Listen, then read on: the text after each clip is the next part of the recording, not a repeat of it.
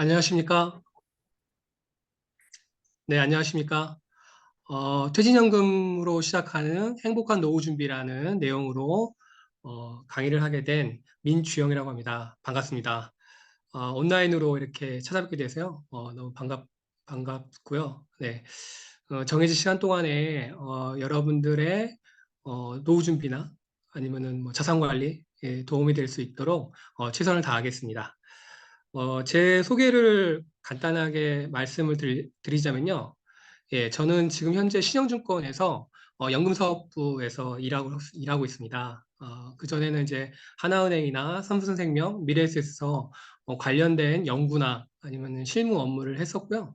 예, 그래서 지금 신영에서 퇴직연금하고 개인연금을 포함해서 전반적인 사업 총괄을 담당하고 있고요. 현장에서 많은 고객분들과 대화하면서 노후 준비나 그다음에 행복한 인생을 준비하는데 도움이 되고자 하는 꿈을 가지고 열심히 노력하고 있습니다. 혹시 뭐 오늘 말씀드리는 내용에 관련돼서 궁금한 내용이 있으시다면 아래 연락처를 제가 내용을 넣었으니까요. 연락처로 또 질문이나 이런 내용 주시면은 아는 한도에서 최선을 다해서 말씀드리도록 하겠습니다.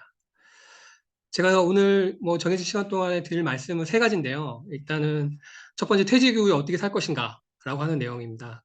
우선은 뭐 재무적인 내용이라고 하더라도 결국은 중요한 거는 이제 목표, 목적 이런 것들이 더 중요하다고 생각하거든요. 그냥 막연하게 뭐 돈이 많아야 된다 이런 것들이 아니라 어, 결국은 모든 사람들이 퇴직을 하고 그다음에 노후를 보내야 하기 때문에 이 부분에 대한 이해나 이 부분에 대해서 어떻게 살아갈 것인지에 대한 그런 뭐 지금 아직 젊더라도 그 부분에 대해서는 어느 정도 이해가 필요하고 그 부분에 대한 상상을 할 필요가 있다고 생각됩니다. 그래서 그런 부분에 대해서 한번 같이 생각해보는 그런 시간을 가지려고 하고요. 그다음에 두 번째는 이제 안정적인 현금 흐름을 확보하라. 뭐 이건 뭐 우리가 안정적인 현금 흐름이라는 게 연금이겠죠. 예, 그래서 연금에 대해서 말씀드리고 퇴직연금을 중심으로 해서 연금에 대해서 말씀을 드리고요. 또 끝으로 연금과 관련된 우리가 좀 상식적으로 알아야 될 세제나 관련된 내용들에 대해서 말씀을 드리도록 하겠습니다. 뭐 오늘 아마 이 내용을 들으신 분들이 당장 이제 퇴직을 앞두신 분도 계시고 아니면은 퇴직이 한참 남은 아주 젊으신 분들도 계실 것 같아요. 그런데 이제 제가 실제로 많은 분들을 만나다 보면 퇴직을 뭐 일찍부터 준비해야 된다고 하는 얘기를 우리가 많이 듣긴 하는데 실제로 일찍부터 준비하지 못하시는 분들이 많이 있고요. 또 너무 또 일찍부터 노후만 생각하는 것도 사실 또 문제가 있을 수 있죠. 예를 들어서 뭐 지금 대학생이신데 노후를 생각해라 대학생에게 그거는 뭐 좀 지나친 주장일 수 있다 생각해요. 왜냐하면은 대학생이라면 뭐 나중에 사회에 진출하고 그다음에 결혼도 해야 되고 내 집 마련도 하셔야 되고 그다음에 자녀를 낳고 육아를 해야 되고 뭐 이런 우리 인생의 중요한 이벤트들이 노후 앞서서도 많이 있잖아요. 이제 그런 부분들에 대해서도 고민을 해야 되기 때문에 뭐 그런 젊은 분들한테 노후 준비를 어, 그 인생에 있어서 아주 중요한 숙제로 강조하는 것은 무리가 있다고 생각합니다. 다만 사실은 이제 어느 부자나 아니면 가난한 사람이나 결국은 이제 정기적인 소득이 끊기는 그 퇴직과 노후를 모두가 맞이해야 되기 때문에 이 부분들이 조금 일찍부터 고민하고 그다음에 준비한다면 훨씬 더 적은 노력으로 그 준비를 할 수 있고 그다음에 또 후회하지 않을 수 있기 때문에 이 부분에 대해서는 이제 많이들 강조하고 있는 것 같아요. 근데 우선은 이제 우리가 왜 그럼에도 불구하고 사람들은 노후 준비를 자꾸 미룰까, 노후 준비를 하지 않을까라고 하는 것에 대해서 이해를 할 필요가 있는 것 같습니다. 그래서 그 부분을 이해하고 이 부분을 우리가 극복하기 위해서 그럼 어떻게 할 것인가라고 하는 고민들이 필요한 것 같아요. 우리가 노후 준비를 미루는 이유는 뭐 여러 가지 이유가 있는데요. 행동 재무학적으로는 이런 다섯 가지를 우선적으로 얘기합니다. 우선은 첫 번째는 이제 시간 선호 이론이라고 하는데 당장 먼 미래보다는 우리가 당장 현재 소비하고 현재 뭐 소비함으로써 느끼는 만족 이것들에 더 집중하는 그런 이제 우리의 본능이 있는 거죠. 이제 그래서 먼 미래보다는 당장의 현재를 더 선호하는 그런 부분이 있고요. 두 번째는 이제 미래에 대해서 낙관하는 그런 본능이 있습니다. 뭐 잘 되겠지, 별 문제 없을 거야, 라고 하는 생각들이 드는 거죠. 그래서 노후의 먼 미래에 대한 위험에 대해서는 좀 과소평가하는 그런 경향이 있는 것이죠. 또 하나는 이제 좀 복잡한 걸 싫어합니다. 예.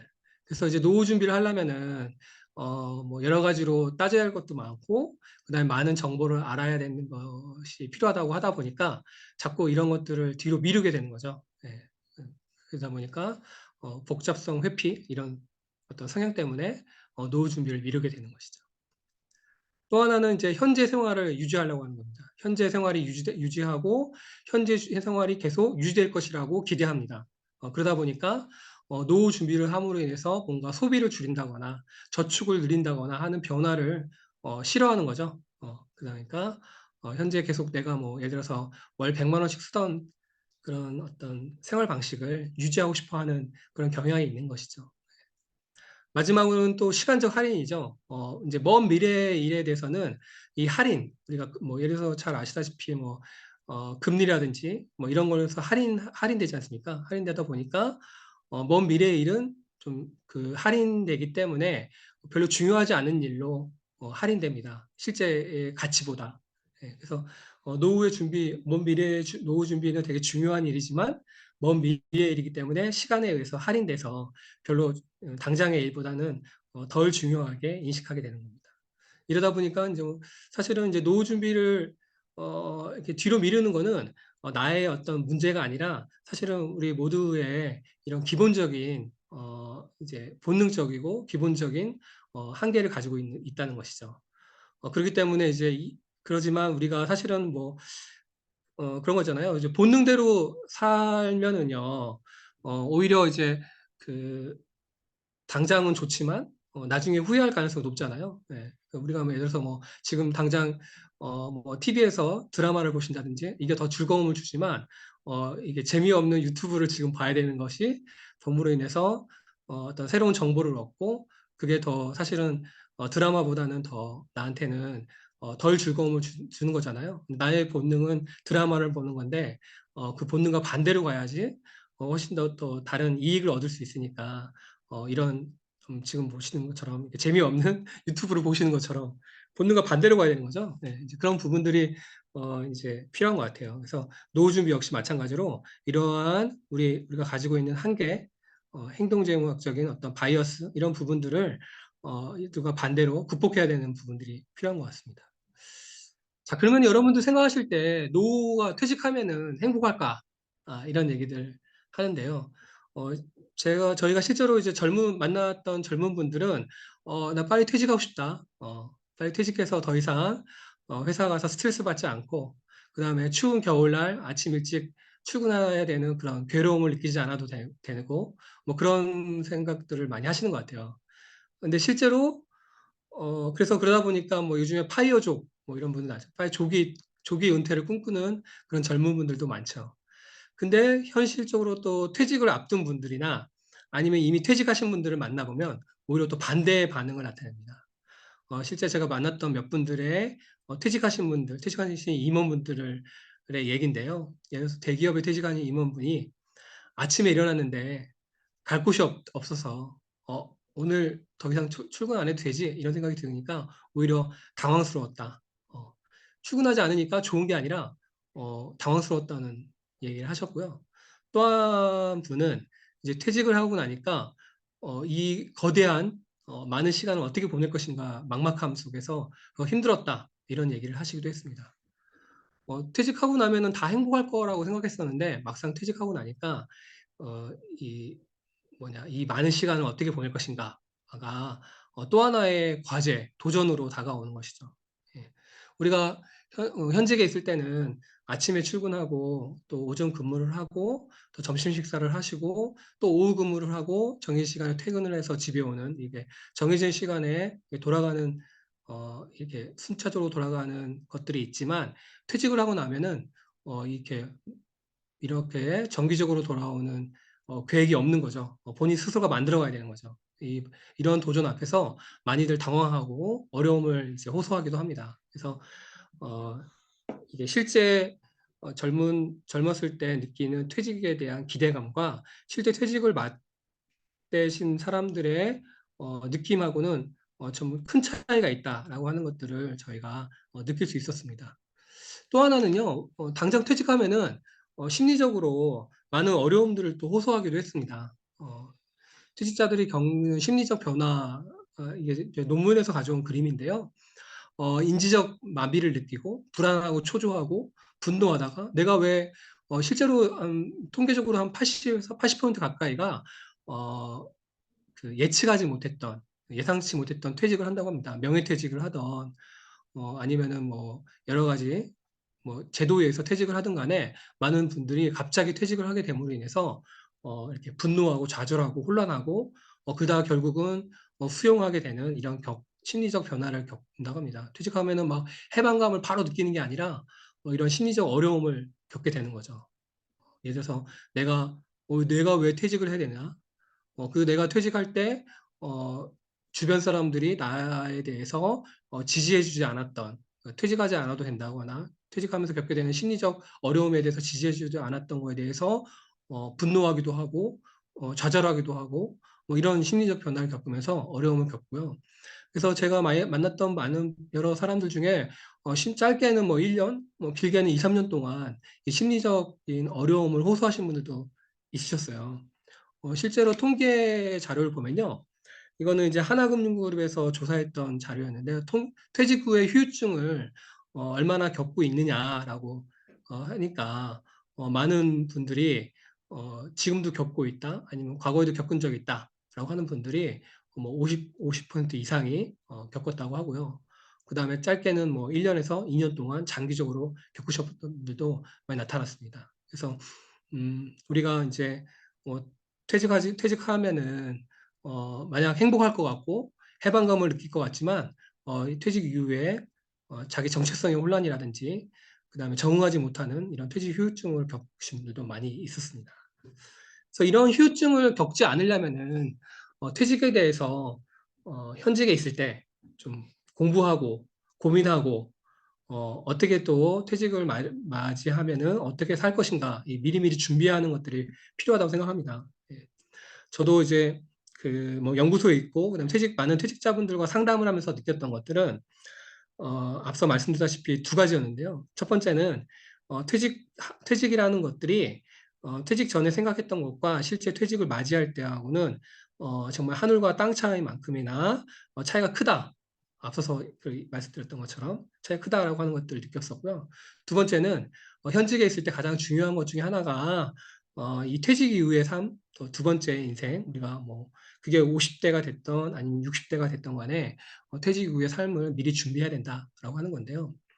그 준비에는 꼭 재무적인 요인만 있는 것이 아닌 것 같습니다. 비재무적인 것들도 되게 중요한 것 같아요. 서로 다 연결되어 있고요. 실제로 많은 분들이 이 상담을 할 때 꼭 뭐 재무적인 것만 얘기하시는 게 아니라 비재무적인 것들을 더 많이 듣고 싶어 하시고 그 부분에 대해서 더 많은 고민하고 계세요. 근데 우리 그 금융권에 있는 사람들은 매일 돈만 얘기하죠. 마치 뭐 10억 있으면은 모든 게 해결될 것이냐 생각하지만 사실은 더 심각한 것들은 이 비재무적인 것들에서 시작되고요. 이 비재무적인 것들과 재무적인 것들은 또 이렇게 서로 두부 자르듯이 딱 단절된 것이 아니라 서로 밀접한 관계가 있다는 겁니다. 그래서 비재무적인 것들이 충분히 준비가 돼야지 또 재무적인 것 부분에서도 같이 연결이 되고 구체적으로 또 재무적으로도 얼마만큼 준비해야 될지 어느 정도로 준비해야 될지 어떻게 운용해야 될지 이런 것들도 같이 연관이 됩니다. 그래서 뭐 사실은 미국에서는 재무적인 부분에 대해서 그전에 과거에는 파이낸셜 플래닝 만 됐었지만 최근에는 재무적인 것과 비재무가 결합된 파이낸셜 라이프 플래닝으로 이렇게 진화되고 발전되고 있거든요. 그래서 우리도 사실은 그 부분에 대해서도 비재무과 같이 연관돼서 같이 고민하고 해법을 찾고 솔루션을 만들어 가야 된다고 생각합니다. 어쩌면은 또 제가 금융권에서 만났던 많은 분들이 그런 얘기도 하시더라고요. 어떻게 보면은 이 금융회사들 아니면 금융 서비스의 어떤 차이는 재무적인 것에서 차이가 나오는 게 아니라 비재무적인 요소에서 차이가 나올 수 있고 거기서 차별성을 만들어갈 수 있다. 라고 하는 것이죠. 그래서 뭐 최근에 보시면은 뭐 그 은행 계열이나 이런 회사에서 예를 들어서 노후 준비에 대한 얘기를 하면서 뭐 요양병원이나 뭐 이런 것들 인수해서 같이 연계한다든지 뭐 그죠? 이런 부분들이 우리가 과거에는 뭐 단순히 보험만 팔거나 아니면 펀드만 팔거나 이렇게 했었지만 이제는 요양병원 이런 것까지 연관해서 요양 서비스까지 연관해가지고 하는 것들이 이게 다 같은 흐름이라고 봅니다. 그래서 우리가 재무적인 것과 비재무적인 것들 같이 고민해야 한다. 같이 연관성이 깊다라고 하는 부분들을 또 보시면은 제가 이제 여기서는 뭐 5가지 조건으로 가족, 취미여가, 사회활동, 건강, 부소득 이렇게 뭐 구분을 해봤는데요. 이거는 뭐 사람마다 다 다를 수 있는데 제가 이제 행복한 노후에 때 필요한 5가지 조건으로 꼽아봤고요. 제가 실제 많이 만났던 상담했을 때는 여기서 제일 중요한 거는 물론 이제 건강이겠죠. 건강이 기본적인 거고요. 근데 하지만 많은 분들이 굳이 강조하지 않아도 건강에 많이 신경을 쓰고 있기 때문에 그 부분은 뭐 신경 쓰고 일반적으로 많이 신경 쓰고 계셨던 분이고요. 오히려 많이 중요함에도 불구하고 준비를 하지 못하는 부분들이 사회활동인 것 같아요. 네, 오히려 뭐 부소득보다는 사회활동, 무엇을 하면서 아까 앞서 말씀드린 그 많은 시간을 보낼 것인가 라고 하는 것들. 퇴직하고 나서 과거에는 바로 은퇴했지만 지금은 퇴직하고 나서 그다음에 두 번째 직업을 갖고 뭐 앙코르 잡이나 아니면은 뭐 브릿지 잡이라고 하는데요. 그런 이제 새로운 직업들을 얻고 일정 정도 또 일을 하다가 나중에 60대 이후에 70대 가까이에서 완전히 은퇴하는 그런 이제 라이프 사이클의 변화가 있었는데 그런 부분에서 사회활동 이런 부분들도 어떻게 퇴직한 다음에 어떻게 준비할 것인가라고 하는 부분들이 이제 중요한 또 테마인 것 같습니다. 이런 부분들은 또 나중에 기회가 될 때 아마 또 말씀드릴 수 있도록 하겠습니다. 자, 그 다음에 이제 퇴직 이후의 재무적 리스크에 대해서 이제 말씀을 드리겠는데요. 이런 이제 비재무적 이외에 재무적으로 퇴직 이후에 어떤 리스크를 맡게 되는지 한번 같이 생각해 보고자 합니다. 첫 번째는 퇴직하게 되면은 이제 정기적인 소득이 끊긴다는 의미잖아요. 퇴직하고 은퇴하게 되면은 정기적인 소득이 끊기거나 더 줄어들기 때문에 그동안 이제 쌓아온 금융 자산을 가지고 이걸로 이제 운용을 하고 관리를 하면서 여기서 생활비로 소비를 하고 그다음에 여러 가지 또 재무적인 수요들을 이제 충족시켜야겠죠. 그러다 보니까 그 기존에 쌓았던 금융 자산들을 어떻게 관리할 것인가라고 하는 거에 대한 고민들이 시작되는 것이죠. 그런 리스크를 갖게 되는 거죠. 더 이상은 소득이 줄어들거나 끊기기 때문에. 네, 그래서 그런 이제 유연성이 감소한다. 두 번째는 이제 물가에 대한 부분이죠. 최근에 보시면은 뭐 우리가 물가가 급속히 오르면서 체감하시게 될 텐데요. 이제 보통은 뭐 은퇴하고 나서도 30년 이상 노후 생활을 보내기 때문에 물가 상승에 따른 이제 구매력의 감소, 우리가 같은 뭐 10,000원으로 살 수 있는 물건이 이제 물가 때문에 점점 줄어드는 것처럼 구매력 감소로 인해서 그 생활의 질의 저하를 낳게 되고 이제 이런 부분들에 대해서 이제 어떻게 극복할 것인가라고 하는 부분들이 또 과제로 남게 됩니다. 근데 사실은 뭐 연금에서 뭐 예를 들어서 국민연금 같은 경우는 물가 상승만큼 지급되는 금액이 증가하기 때문에 어느 정도 이제 그 물가 상승 리스크를 줄일 수 있어요. 근데 이제 퇴직연금이나 개인연금 같은 경우는 그동안 쌓은 돈으로 그 부분들을 생활비를 충족시켜야 되기 때문에 이제 물가 상승에 따라서 인출 금액을 좀씩 늘린다든지 뭐 이런 계획들을 짜야겠죠.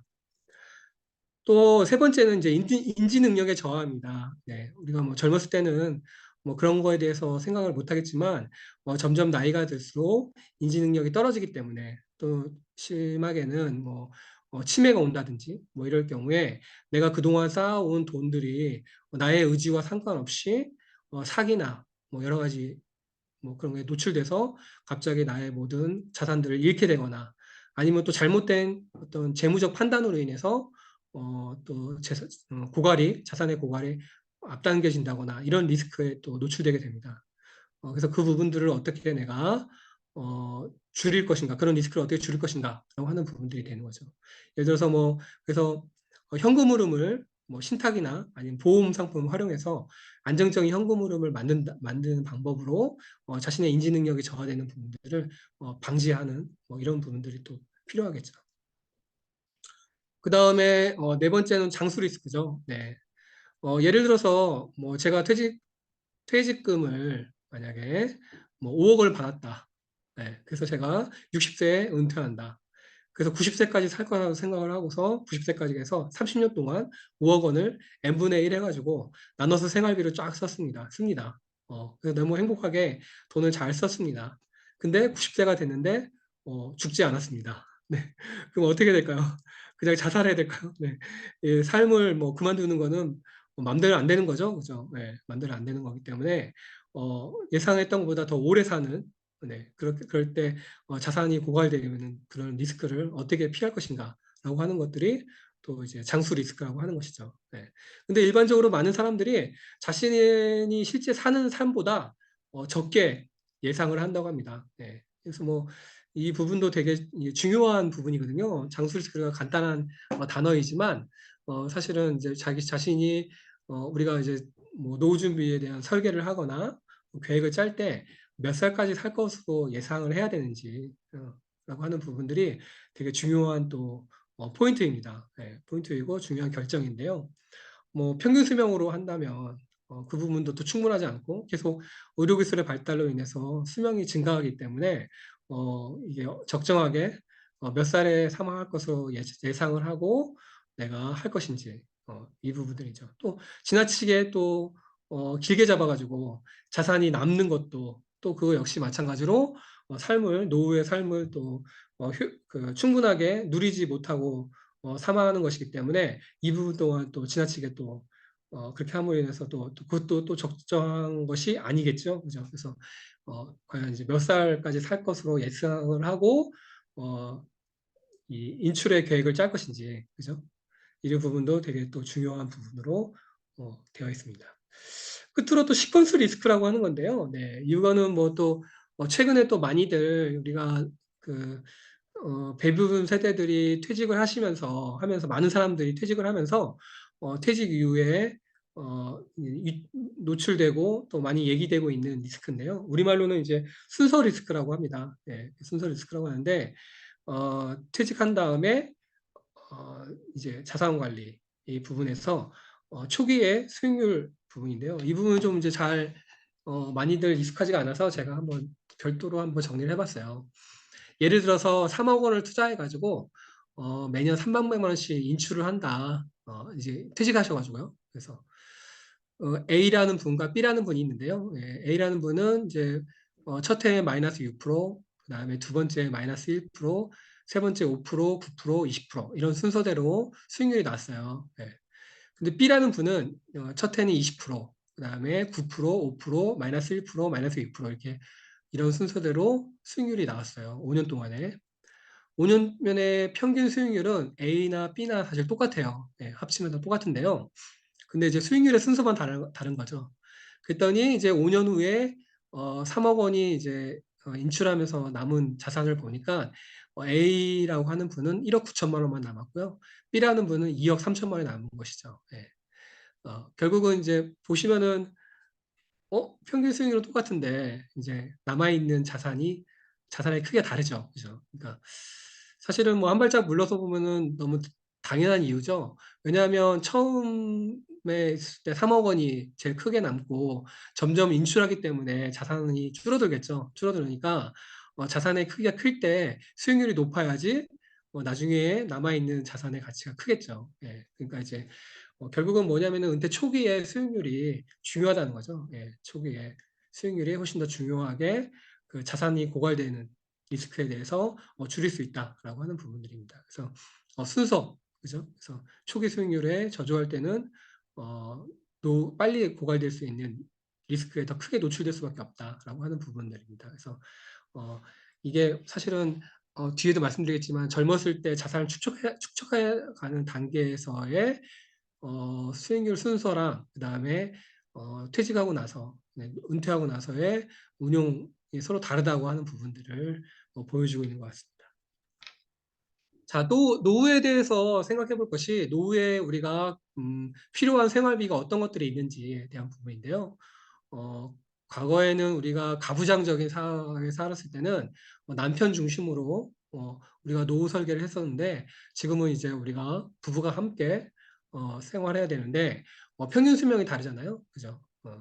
그래서 전체적으로 63년, 63세, 83세, 83세인데 남자는 80.6세, 여자는 86.6세입니다. 근데 이제 우리가 남자와 여자의 평균 수명이 한 6년 정도 차이가 나고요. 그 다음에 남성과 여성이 보통 물론 뭐 10살 이상 차이가 나서 결혼할 수도 있겠지만 보통은 뭐 6년, 3년, 4년 뭐 이렇게 차이로 결혼한다고 한다면 평균적으로 남편이 사망하고 나서 여성 혼자서 홀로 살아가는 기간이 한 10년 정도 됩니다. 그래서 우리가 부부가 함께 생활할 때 생활비, 그 다음에 남편이 사망하기 직전에 의료비, 그 다음에 홀로 남은 부인의 생활비, 그다음에 부인이 또 돌아가시기 직전까지의 의료비 이런 네 가지에 대한 생활비, 의료비 이런 부분들이 우리가 노후에 필요한 자금으로 생각해 볼 수 있는 부분이 맞습니다. 우리가 평생에 또이그 벌어들인 소득과 그다음에 소비에 대한 어떤 통계 자료인데요. 이거는 이제 그 통계청에서 나오는 소비와 소득의 흐름입니다. 평균적으로. 그래서 보시면은 점선으로 되어 있는 게 이제 소비고요. 그다음에 실선으로 까만 선으로 된 게 소득입니다. 보시면은 우리가 가장 적자가 클 때가 16세라고 하네요. 3,370만 원이 적자고요. 네, 그다가 이제 취업을 해서 돈을 벌기 시작하는 첫 흑자가 27세고, 그 다음에 가장 흑자가 클 때가 43살, 예, 1,726만 원 흑자를 보고요. 그다가 이제 적자로 전환하는 게 은퇴하고 나서 61세부터 점점 적자로 보다가 그 다음에 이제 보시면은 그 61세 이후에 소비는 크게 줄지 않는데 소득은 줄어서 이제 크게 적자가 늘어나다가 사망을 하시게 되는 거죠. 이거는 이제 평균적인 거기 때문에 아주 전체적으로 평균적이기 때문에 사람마다 다르지만 우리의 어떤 라이프 사이클 상에서 소비와 소득에 대해서 한번 생각해 볼 수 있는 그림인 것 같아요. 그래서 결국은 누구나 퇴직하고 나면 이제 더 이상 노동소득이 감소하고 없어지기 때문에 이 부분에 대해서 흑자가 났을 때 저축과 투자를 통해서 이제 퇴직하고 나서 이 적자 부분을 준비하는 것이겠죠. 네, 그래서 이 부분들에 대한 현금 흐름 부분들을 한번 생각해 볼 수 있는 것 같습니다.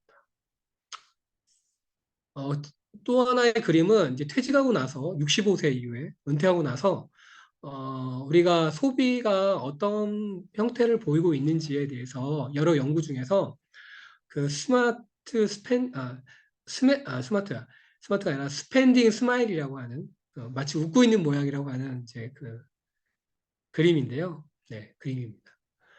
그러니까 보통 이제 퇴직하고 나서 그냥 소비가 이렇게 일직선으로 쭉 하는 게 소비가 아니라 소비 형태가 아니라 오히려 이렇게 웃고 있는 모습으로 이런 스마일 형태의 소비 행태를 나타낸다라고 하는 그런 이론인데요.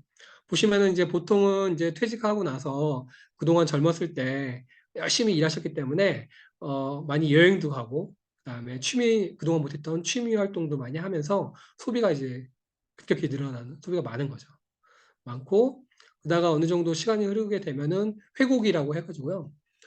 더 이상 이제 활동력이 떨어지면서 집에 있는 시간이 많이 늘어나면서 소비가 감소하게 되는 거죠. 그러다가 이제 또 나이가 점점 들면은 네, 어떤 비용이 들까요? 네, 의료비가 드는 거죠. 네, 의료비가 증가하면서 다시 또 소비가 증가하는 이런 행태를 보인다고 합니다. 그래서 이렇게 스마, 어, 스, 스마일, 예, 스마일하는 모양으로 스펜디 스마일라는 이제 그림처럼 이렇게 현금 흐름의 모양이 바뀐다. 그래서 우리가 재무적으로 이 준비를 할 때 이렇게 소비가 많이 늘어나는 부분들 또 의료에 아파서 필요한 부분들 이런 부분들에서 별도로 준비해야 된다라고 하는 부분들로 이렇게 얘기가 되고 있습니다. 자, 노후 생활에 있어서 이제 준비해야 되는 자산을 준비하는 것들은 이제 목돈이나 연금 뭐 이런 것들이 있겠죠. 우리가 자금을 스톡이나 캐시플로우라고 하는데 뭐 꼭 어느 것이 절대적으로 어, 뭐 무조건 옳기만 하고 어느 건 절대적으로 불리하게만 하다는 게 아니라 각각의 장단점이 있는 것 같아요. 예. 이제 목돈 같은 경우는 큰 돈, 내가 만약에 지금 5억 원이 있다라고 하는 부분과 그다음에 매월 뭐 30만 원의 자금 흐름이 있다라고 하는 부분들로 이렇게 한번 예를 들어서 비교한다면 목돈이 있다면 5억 원이 있다 그러면 상대적으로 활용성이 높겠죠. 그다음에 당장 이제 나에게 목돈이 있기 때문에 미래에 대한 불확실성이 낮죠. 예. 다만 이 5억 원을 잘 운용을 해서 생활비로 활용하기 때문에 운용에 대한 부담감이 있겠죠. 근데 연금은 이제 현금 캐시플로우가 있다면 운용에 부담은 없겠죠. 계속 현금 흐름이 들어오기 때문에 또 이제 안정성이 있고요. 뭐 현금 흐름이 계속 들어오기 때문에 안정감이 있겠죠. 근데 이제 매달 50만 원, 30만 원 이것들이 갑자기 뭐 물가가 금리가 줄어들어서 줄어든다든지 아니면 못 받을 수 있다든지 이런 불확실성이 있겠죠.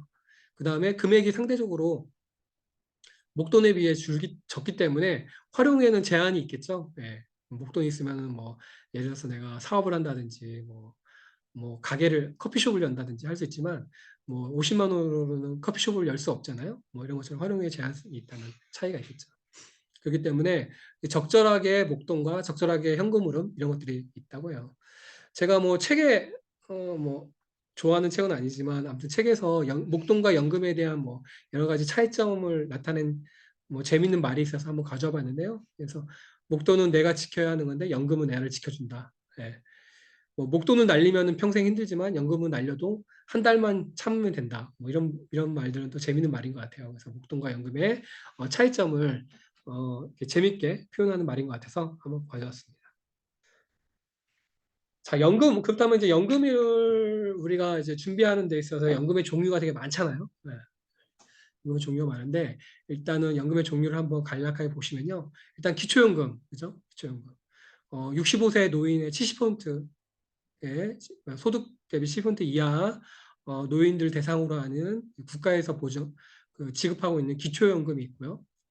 그 다음에 잘 아시는 국민연금이 있습니다. 국민연금. 네. 국민연금은 우리가 이제 그 국민연금에서는 요건이 해당되면은 받게 되는 노령연금이 있고 또 이제 유족연금이 있고 분할연금이 있고 뭐 연기연금, 조기연금 뭐 다양한 연금의 형태가 있습니다.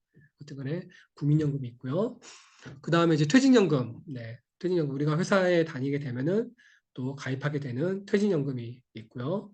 그 다음에 또 개인적으로 어, 풍요로운 노후 준비를 위해서 추가적으로 가입하는 개인연금이 있죠. 개인연금에는 또 과세 세액공제를 받느냐 안 받느냐에 따라서 세제 적격연금과 비적격연금이 있습니다. 네. 우리가 막 많은 분들이 뭐 개인연금 뭐 가입하고 계세요. 뭐 보험사에서 무슨 연금 가입하고 있는데요. 세제 적격입니까? 비적격입니다. 잘 모르겠는데요. 그냥 보험사에서 가입하고 계신데요. 이제 그 보험사에서 가입하신 것들 보면은 대부분 이제 세액공제 받지 않고 그 10년 이상 가입하면은 비과세 받는 것들 이런 것들도 뭐 우리 뭐 설계사분들 통해서 많이 가입하고 계시더라고요. 어쨌든 간에 개인연금도 세액공제 받는 연금과 세액공제 안 받지만 나중에 10년 이상 하시면은 비과세 받는 연금 이렇게 나눠져 있다라는 것도 한번 확인해 보시고요.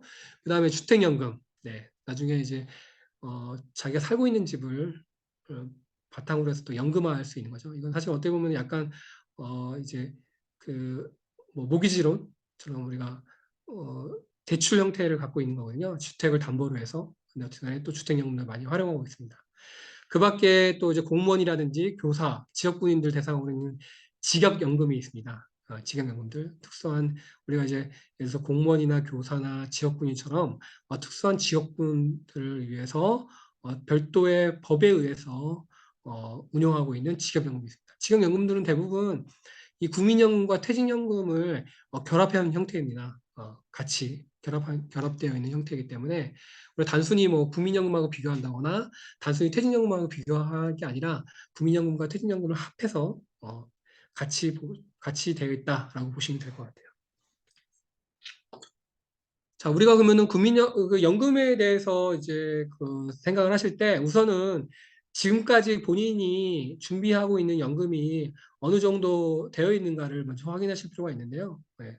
그 연금에 대해서 연금 설계를 할 때는 첫 번째는 내가 노후 생활을 어떻게 보낼 것인가? 앞서서 우리가 쭉 얘기한 것처럼 노후에는 어떤 자금들이 필요한 것인가? 이런 목표를 정하는 게 첫 번째고요. 두 번째는 이제 그동안 준비한 연금이 어느 정도 되는지를 파악하는 겁니다. 예. 물론 우리가 지금 영상을 보시는 분 중에 뭐 아직은 사회에 진출하지 않으신 분들도 계시기 때문에 아직까지 준비한 연금이 없다. 라고 하신 분들 계실 수 있고요. 아니면 지금 사회생활을 하고 계셔서 어느 정도 여러 가지 뭐 국민연금이나 아니면 별도로 퇴직연금이나 아니면 별도로 개인연금을 가입하신 분도 계실 거예요. 근데 우리가 본인이 준비한 연금이 어느 정도인가를 파악할 수 있는 아주 유용한 사이트가 있는데요. 예, 금융감독에서 운영하는 통합연금 포털입니다. 예, 그래서 우리가 뭐 검색 사이트에서 통합연금 포털 이렇게 치시면은 보시는 그림과 같이 금융감독에서 운영하는 통합연금 포털을 볼 수가 있습니다. 여기에서 자기 여러 가지 형태로 아이디 로그인을 하시고 본인 인증을 하시면은 본인이 그동안 준비하셨던 국민연금과 퇴직연금과 개인연금을 한눈에 볼 수가 있습니다.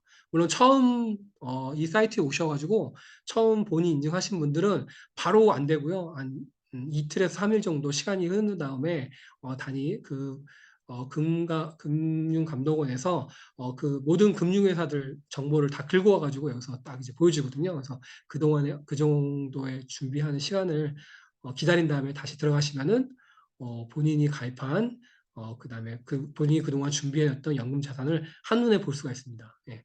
저 같은 경우도 사회초년생 시절에 가입했는데 까맣게 잊고 있었던 연금 계좌를 이 사이트를 통해서 볼 수가 있었거든요. 그래서 혹시 이미 준비하고 계신 사회생활 하고 계신 분이라면 한번 들어가셔서 본인 인증을 통해서 준비하셨던 연금 어느 정도 준비했는지 내가 그동안 그래서 준비한 연금으로 이 우측 그래프처럼 어, 그 여러 가지 또 가정치를 넣으시면은 그림이 다르게 그려지거든요. 그래서 내가 그동안 준비한 연금으로 국민연금, 퇴직연금, 개인연금으로 연간 단위로 어느 정도 금액을 쓸 수가 있는지 퇴직한 이후에 이 시뮬레이션도 해볼 수가 있습니다. 그래서 아주 유용한 사이트거든요. 그래서 꼭 한번 가셔서 본인이 준비한 연금이 어느 정도인지를 파악해 보시기 바랍니다. 네, 그렇게 해서 이제 그렇게 한다면 보통 이제 내가 은퇴한 다음에 생활비로 뭐 월 200만 원 필요하다, 월 300만 원 필요하다. 사람마다 다 다르거든요. 삶의 가치와 철학이나 아니면 생활 수준 아니면은 살고 있는 지역에 따라서 다르기 때문에 생활비로 내가 뭐 200만 원 필요하다, 월 100만 원이면 충분하다 이렇게 할 수가 있고요. 그 부분과 그다음에 현재 내가 지금까지 준비한 앞서 말씀드린 연금 포털을 통해서 확인한 뭐 국민연금이나 배우자의 국민연금, 주택연금, 이 연금 자산으로 어느 정도를 마련할 수 있는지를 마련했는지를 이 그림처럼 이렇게 볼 수가 있어요. 그래서 이렇게 딱딱 마치 그 그림을 채우듯이, 그죠?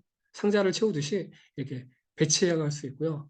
그래서 내가 생각하고 있던 마련하지 못한 부분들은 추가적으로 연금저축이나 연금보험, 금융상품을 통해서 네, 이렇게 추가적으로 마련을 하는 방식으로 우리 노후 설계나 연금 설계를 하게 되는 겁니다. 그래서 추가적으로 IRP, 연금저축, 연금보험, 이런 금융상품, 아니면 종신보험 이런 걸 통해서 추가적으로 부족한 연금자산을 마련하는 거죠. 이런 것들도 부족하다. 그러면 이제 어떻게 할까요? 생활비, 내 목표로 한 생활비를 줄여야겠죠. 지금 이 실선으로 나타나는 것들을 밑으로 줄인다거나, 그래서 옆으로 퍼뜨린다거나, 이런 식으로 해서 목표로 하는 비용 부분과 실제 준비한 부분들을 일치시켜 나가는 것들이 사실은 연금 설계라고 할 수가 있습니다. 결국 복잡한 개념이 아니죠. 네. 목표로 하는 그림이 어느 정도이고, 그 다음에 실제로 마련한 것들이 어느 정도이니까 부족한 부분들은 추가로 가입하거나 준비하고, 그렇게 한다. 그럼에도 불구하고 계속 목표로 하는 것들이 줄어든다. 예를 들어서 나는 퇴직하고 나서, 월 한 400, 500 필요하다라고 했는데, 아무리 줄여봐도, 주택연금까지 다 해봐도 마련할 수 없다. 그러면은, 월 300, 400 했던 것들을 월 200으로 줄이셔야겠죠. 그렇죠? 줄이시고 소비를 줄이고 이런 방법으로 하는 것들이 현실적인 거겠죠. 네. 이런 방법들을 해서 이제 본인이 생각하는 것과 준비하는 것들 일치시켜가는 것들이 어떻게 보면은 연금 설계의 어떤 과정입니다. 프로세스라고 할 수 있습니다. 자, 국민연금이다. 그래서 국민연금이라고 한다면 앞서 제가 말씀드렸다시피 가입 기간이 10년 이상이어야 되고요. 10년 이상이어야 되고, 그렇게 돼서 가입 요건에 해당되게 되면은 이제 노령연금을 받게 됩니다. 그래서 이제 출생 연도마다 우리가 그 노령연금을 받게 되는 지급 개시되는 연령이 달라집니다. 아마도 이 영상을 보시는 분들은 대부분 69세 이후이기 때문에 65세부터 받게 되시겠죠. 받게 되실 가능성이 높을 거라고 생각이 되고요. 그 다음에 분할연금이라는 거는 뭐냐면 이혼할 때 만약에 혹시라도 이혼했다면 부부가 나눠서 또 기여한 만큼 나눠서 연금을 받아야 하기 때문에 분할연금이라고 해요. 근데 나이는 똑같고요. 조기 노령연금은 뭐냐면 준비하지 않았다면 좀 더 빨리 받을 수 있어요. 5년 정도, 최대 5년까지 빨리 받을 수 있습니다. 조기 노령연금이라고 하는데요. 65세 법적으로 정해져 있는 연령이 65세라면 내가 근데 퇴직을 은퇴를 60세에 했어요. 근데 아무 준비가 안 돼 있어. 퇴직연금도 없고 개인연금도 없어요. 그렇다면 아주 생활하기가 너무 힘드시겠죠. 그럴 경우에는 조기 노령연금을 신청해서 5년 빨리 앞당겨 받을 수도 있다는 겁니다. 네. 국민연금이라고 한다면은 정해진 수급 개시 연령에 받을 수 있는 게 아니라 앞서 말씀드렸다시피 최대 5년 땡겨 받거나 아니면은 여유가 있다. 아직 회사에 다니고 있다면 최대 5년까지 또 뒤로 연기할 수도 있습니다. 당겨받는다면 당연히 감액되겠죠. 예를 들어서 정상적인 연령에 100만 원을 받는다면 100만 원을 받는데 만약 최대 5년까지 내가 당겨받는다면 30% 감액이 됩니다. 1년 매년마다 6%씩 해서 5년까지 5, 6, 30% 감액되겠죠. 70만 원씩 받는 거겠죠. 이렇게 감액이 되고요. 반대로 내가 여유가 있어가지고 69세가 됐는데 국민연금 여전히 회사를 다니고 있고 소득이 자산이 여유가 있다. 그렇다면 바로 연금을 개시하지 않고 최대 5년까지 연기할 수가 있습니다. 연기할 수가 있는데 연기하게 되면은 연 7.2% 증액이 됩니다. 네, 증액이 돼가지고 100만 원이 아니라 더 많이 받게 되는 거죠. 그래서 최대 이렇게 5년까지 연 7.2%까지 늘어납니다. 감액되는 것보다 늘어나는 게 훨씬 더 크기 때문에 여유가 된다면 더 연기하는 것이 더 유리하겠죠. 근데 또 연기했는데 만약에 일찍 돌아가셨다.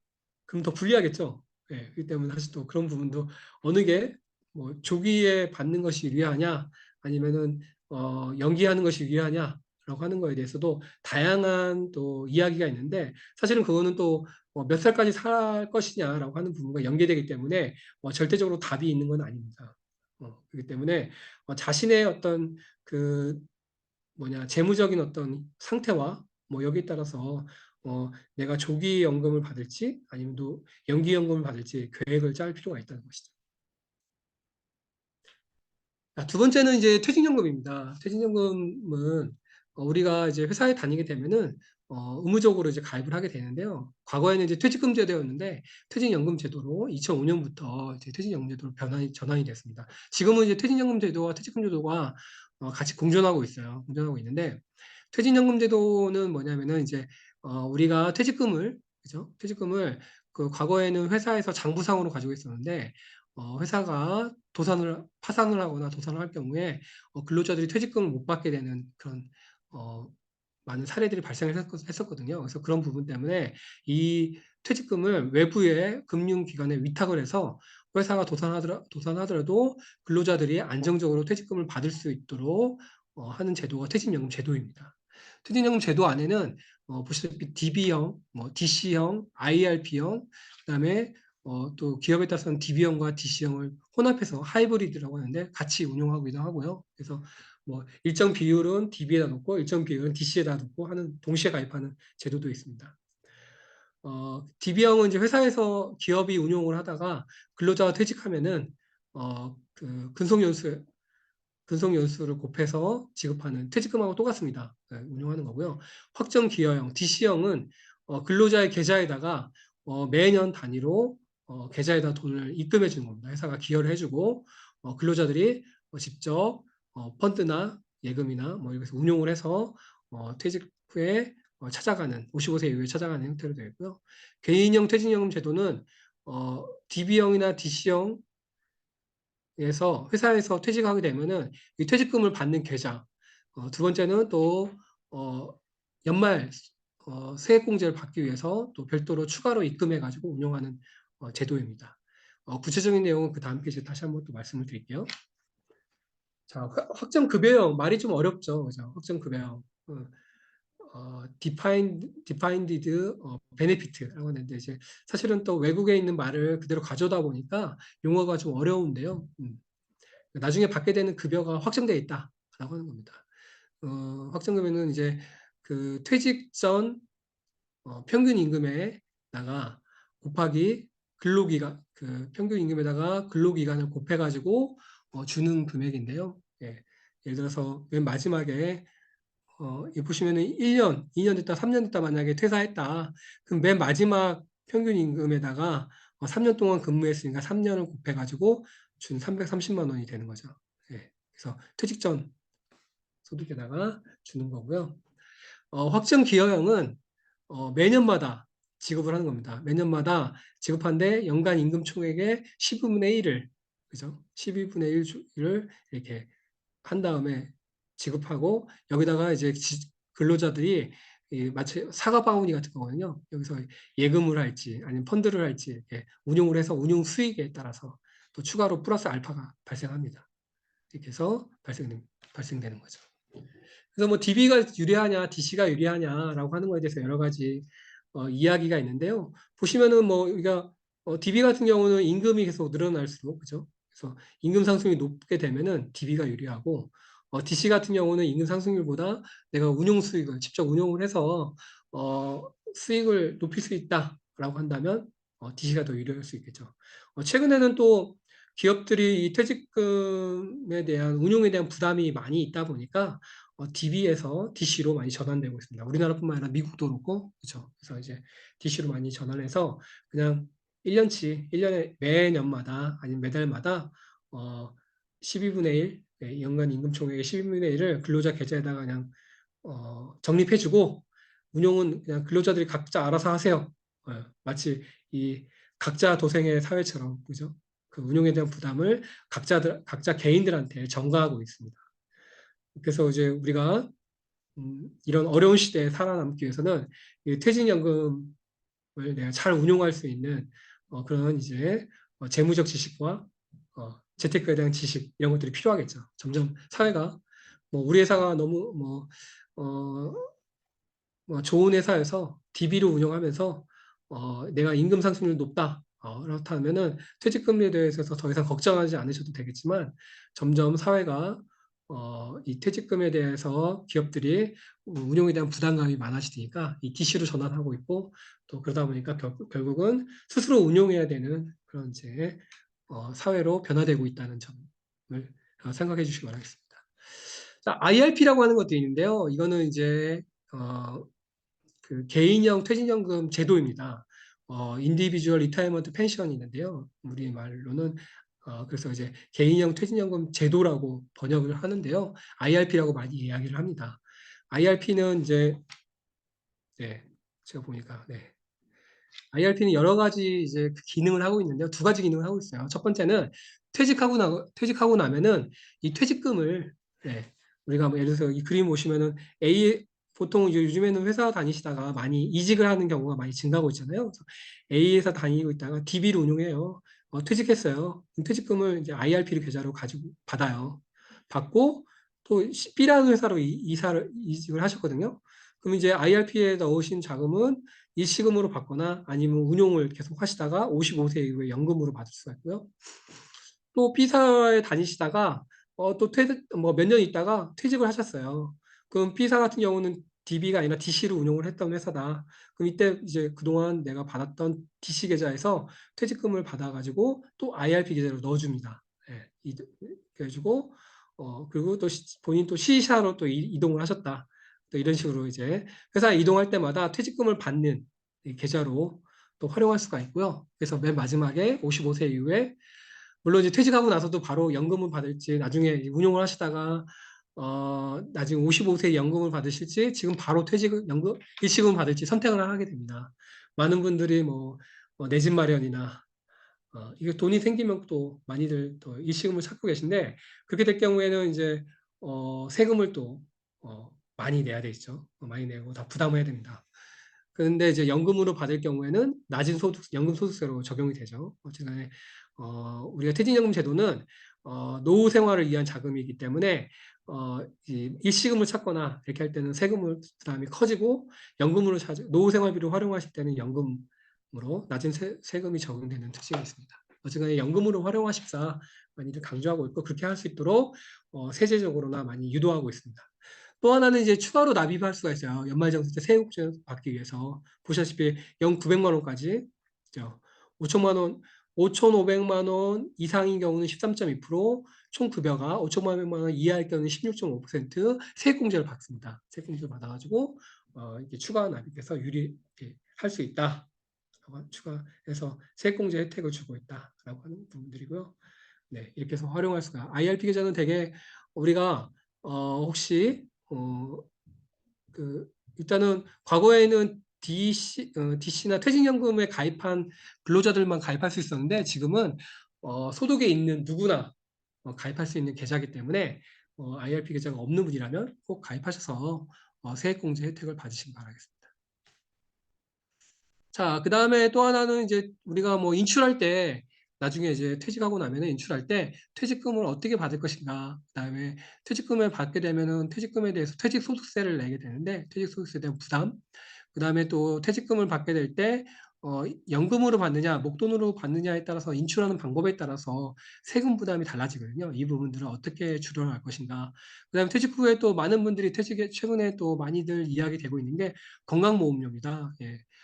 회사에 다닐 때는 직장 가입자이기 때문에 회사에서 절반 내주고 내 급여에서 절반 빠지기 때문에 큰 부담이 없는데, 지역 많은 이제 퇴직하게 되면 지역 가입자로 전환되면서 건보료 부담 때문에, 건강보험료 부담 때문에 네, 높아지면서 어떤 노후 생활에 어려움들을 많이 호소하게 됩니다. 그래서 이 부분들을 어떻게 절감할 것인가, 이런 부분들에 대해서도 많이 또 계획을 짜고 많이 또 고려해야 될 부분들로 이야기하고 있습니다. 자, 제가 좀 뭐 간략하게 지금 전반적인 흐름에 대해서 젊었을 때 연금을 어떻게 준비하고, 그다음에 퇴직하게 되면은 또 이 연금을 어떤 식으로 받게 되고 하는 부분들에 대한 개념적인 부분들을 말씀드리고 있고요. 또 두 번째는 운용에 대한 부분들이다. 젊었을 때는 이제 내가 연금을 계속 주기적으로 붓고 계속 자금을 넣기 때문에 주기적으로 유입되고, 그다음에 이제 퇴직하고 나고 나면은 그동안 쌓았던 연금을 계속 빼쓰는 거죠. 빼쓰기 때문에 이런 이제 적립기와 인출기하고 이제 말을 나눠서 얘기하고 있어요. 적립기에는 이제 결국은 적립기의 목표는 만기에 많은 자산을 마련하는 게 목표고, 인출기 때는 그동안 쌓아놨던 돈으로 내가 이제 빼서 생활비로 활용하기 때문에 자산의 고갈을 없애는 것들이 큰 목표겠죠. 네. 그다음에 적립기 때는 새로 유입되는 자금이 계속 유입되기 때문에 만약 손실을 보게 되어도 금방 회복이 됩니다. 근데 인출기 때는 계속 원금을 빼서 쓰기 때문에 한번 손실이 나면은 회복하기 어려운 것들이 있죠.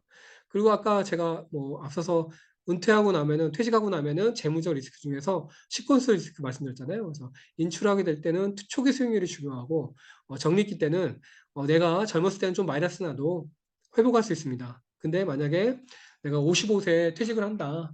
그러면 50세부터는 자산 관리를 아주 잘 해야겠죠. 안정적으로.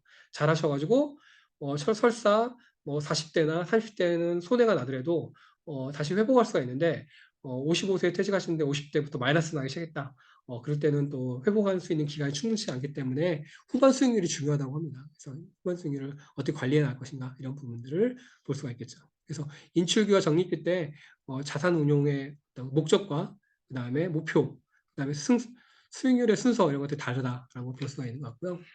그다음에 퇴직연금에서 이제 자금을 운용할 때 그냥 모든 자산을 다 할 수가 있지 않아요. 이제 근로자의 안정적인 노후 준비를 목표로 하기 때문에 자산을 운용할 수 있는 것에 대해서 법적으로 제한을 두고 있습니다.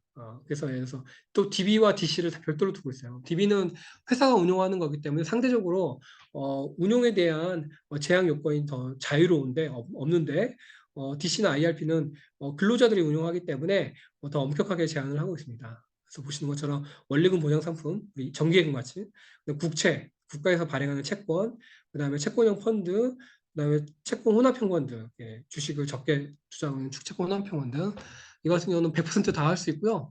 그다음에 주식을 좀 많이 편입하기 시작하는 주식 혼합형 펀드나 주식형 펀드, 그다음에 주식, 예, 주식은 아예 뭐 삼성전자나 현대차 같은 R 주식은 아예 DC나 IRP에서 직접 운용을 못하게 돼 있고요. 펀드로만 간접 투자 상품으로만 활용할 수 있도록 되어 있고요. 근데 이제 그래서 70%만 적립금에 내가 적립금을 지금까지 뭐 예를 들어서 100만 원 쌓았다. 그럼 70만 원까지만 주식 혼합형 펀드, 주식형 펀드에 할 수 있고 나머지는 채권 혼합형 펀드에 할 수 있고 채권 혼합형 펀드나 채권 원리금 보장 상품으로만 운용할 수 있다는 겁니다. 이렇게 위험 자산에 대한 투자 비중을 제약을 가하고 있다라고는 볼 수가 있고요. 다만 여기 뭐 TDF라고 돼 있죠. 이거는 타겟 데이트 펀드라고 하는데요. 네, 은퇴 시점을 기준으로 해서 자동으로 자산 배분을 조정해주는 펀드라고 할 수 있는데, 뭐 네이버나 뭐 이런 데서 TDF 치시면은 요즘에 뉴스에 많이 나올 거예요. 타겟 데이트 펀드. 은퇴 시점을 타겟해가지고 자동으로 젊었을 때는 주식을 많이 투자하고 퇴직이 가까울수록 안정적인 채권으로 운용해주는 저기 자산 배분형 펀드인데요. 이 펀드 같은 경우는 100% 가능하다라고 보시면 될 것 같습니다. 자, 노후 준비할 때, 저는 이제 중요한 거는, 이거 이제 한 번에 딱 하는 게 아니라 이런 프로세스입니다. 예, 올바른 과정을 통해서 올바른 결과를 기대할 수 있는데, 우리가 뭐, 많은 분들이 제가 이제 말씀드리면은, 그래서, 너무 복잡한 얘기 하지 말고, 그래서 뭐 어떤 펀드에 가입하라는 거냐, 어떤 펀드가 유망한 펀드냐라고 그럼 또 상품으로 다가가시는데, 자산 관리는 특정한 상품이 아니라 자산 관리를 하는 프로세스 과정입니다. 과정을 이제 잘 관리하고 과정 하나하나의 과정들을 잘 관리하는 것이 중요하다라고 말씀드리는데요.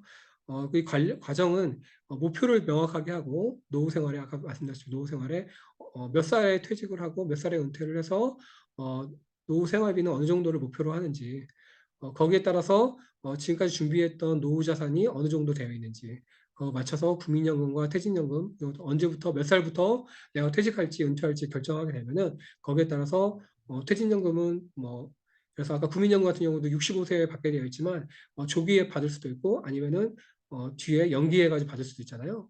몇 살부터 인출해야 되는지 퇴직연금도 역시 마찬가지고 55세부터 찾을 수 있거든요. 근데 꼭 반드시 55세 꼭 찾아야 되는 건 아니에요. 여유가 있다면 60세 인출할 수도 있고 70세에 인출할 수도 있어요.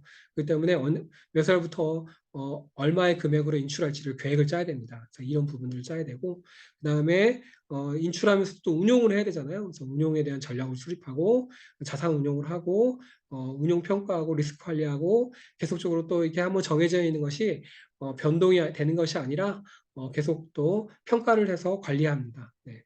여기서 인출 전략만 빼면 또 적립기에 우리가 지금 젊었을 때도 마찬가지입니다. 내가 노후에 어느 정도에 필요할지 또 중간에 만약에 결혼 자금을 마련한다든지 아니면 내 집 마련할 때도 똑같습니다. 이 프로세스로 한다고 생각하시면 돼요.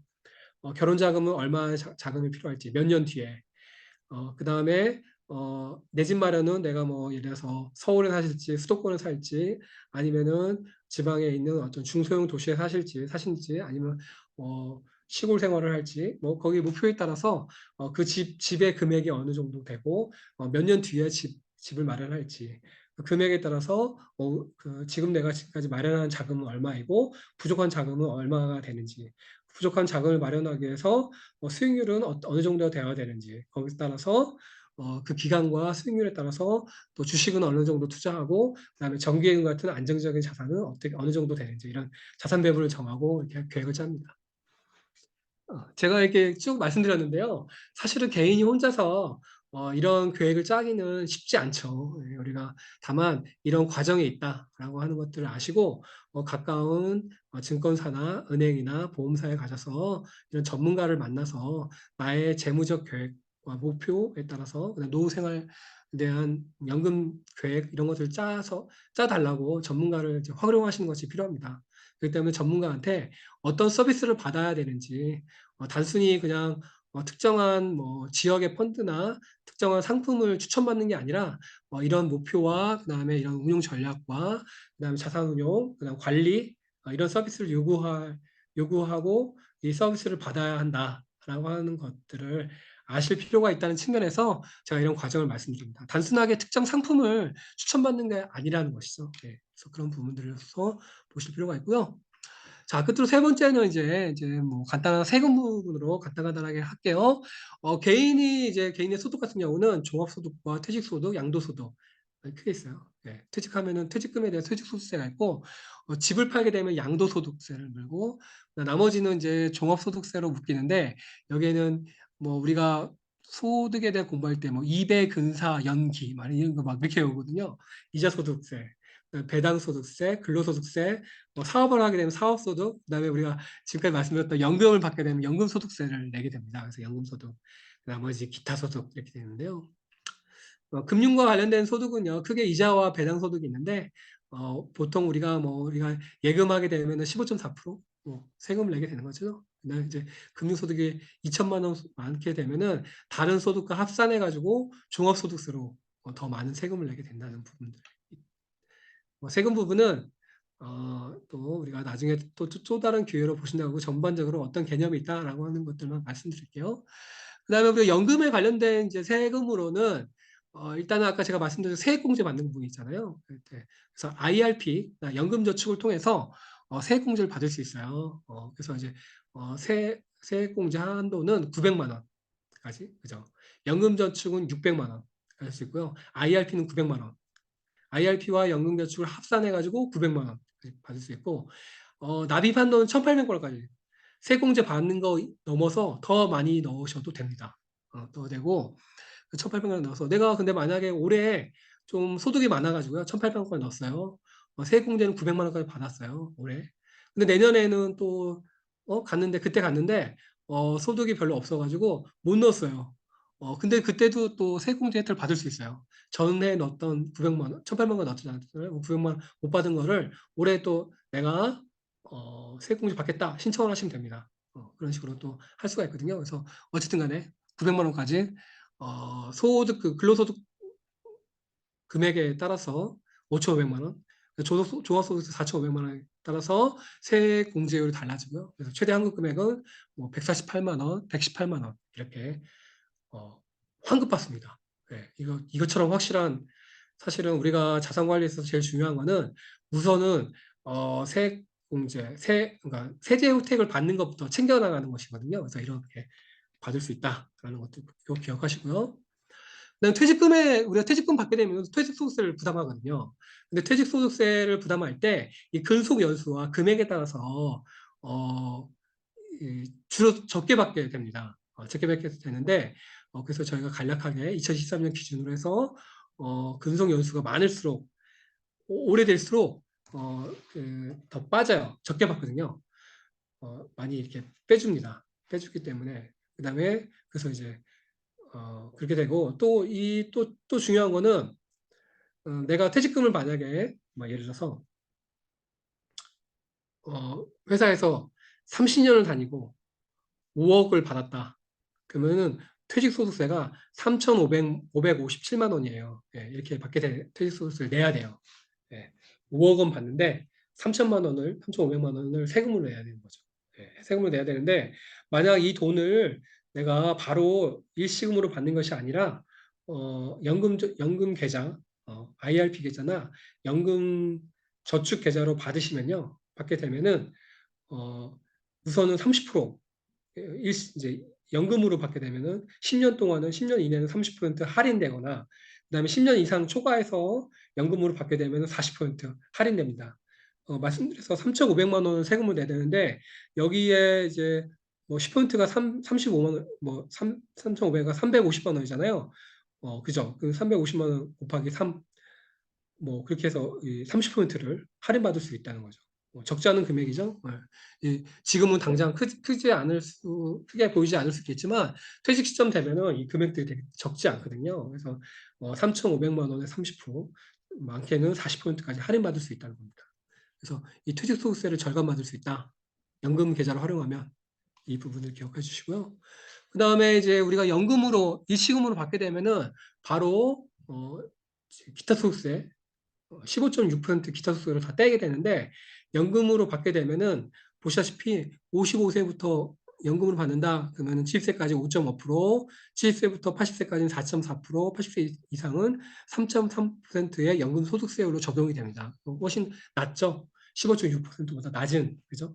그 다음에 10년 우리가 뭐 종신연금 보험으로 가입하거나 10년 이상 되면은 4.4%, 3.3%로 낮은 소득세율을 적용됩니다. 그래서 가능한 한 10년 이상 적게 받아라, 나눠 받아라 이렇게 해서 낮은 소득세율로 적용된다는 겁니다. 근데 우리가 연금을 받게 될 때는 이게 한꺼번에 일시에 찾을 수가 없게끔 연금 수령 한도를 두고 있어요. 연금 수령 한도를 두고 있는데 보는 것처럼 공식으로 되어 있습니다. 연금 계좌의 평가액에다가 11 마이너스 빼기 연금 수령 연차 곱하기 110% 이렇게 되어 있어요. 이 공식을 보면은 결국 처음에 1로 시작하겠죠. 그다가 이제 만약에 10일 되면은 여기 그러니까 그때부터 상관없이 전부 찾아갈 수 있는 거죠. 그러니까 결국은 뭐냐면 10년 이상 나눠 받아라. 10년 이상 나눠 받게 되면은 아까 제가 말씀드렸다시피 퇴직금에 대해서는 퇴직소득세를 내는데 30% 할인되다가 10년 이상 받으면 40%까지 할인된다. 그러니까 뭐 복잡하지만 결국은 10년 이상 나눠 받아라 라고 하는 것들로 세제 혜택을 많이 주겠다 라고 보시면 될 것 같아요. 예를 들어서 만약 내가 5억을 받는데 첫 혜택은 얼마까지 받을 수 있는지 11-1 곱하기 120 하면은 6천만 원, 첫 해는 6천만 원까지 받고 그 다음에 점점 또 2년 차일 때는 11-2에다가 나머지 그죠? 5억에서 6천만 원을 뺀 나머지 금액에다가 곱하기 120해서 이렇게 받을 수 있는 거죠. 이렇게 해서 그냥 일시금으로 한꺼번에 많은 금액을 무조건 뭐 5억을 있다 그러면 첫 해부터 만약 1억씩 찾는다 이렇게 할 수 없고 10년 이상 나눠서 받게끔 이렇게 하기 위해서 이제 연금 수령 한도를 두고 있다라고 하는 것들을 기억해 주시기 바라겠습니다. 자, 이제 마지막으로 또 이제 끝에 연금 받을 때는 국민연금을 중심으로 해야 되고 연금으로 받아야 되고 인출한도 그다음에 인출기에는 안정적으로 초점을 둬야 된다. 그다음에 계좌는 한 개만 할 게 아니라 여러 개 나눠서 받아야 된다. 부족할 때는 뭐 이렇게 저렇게 부족하다. 그럼 뭐 어떻게 될까요? 결국은 우리가 뭐 다르게 뾰족할 수가 없다면 은퇴 시기를 늦추거나 생활비를 줄이는 방식으로 구체적인 계획을 짜서 하는 것이죠. 네, 제가 지금까지 전반적으로 연금에 대해서 이제 그 전반적인 큰 그림 속에서 제가 한번 쭉 말씀을 1시간 가까이 넘게 말씀을 드렸습니다. 모쪼록 좀 연금에 대해서 좀 이렇게 어떤 개념이 있는지 전체적으로 연금에 대한 설계는 어떤 방식으로 하는지에 대해서 그런 그림을 그리시는데 하나의 어떤 개념적으로 그 기본적인 개념을 아시는데 도움이 되셨길 바라고요. 네, 긴 시간 동안에 이야기 경청해 주셔서 고맙습니다. 네, 감사합니다. 또 좋은 기회에 또 뵙도록 하겠습니다. 고맙습니다.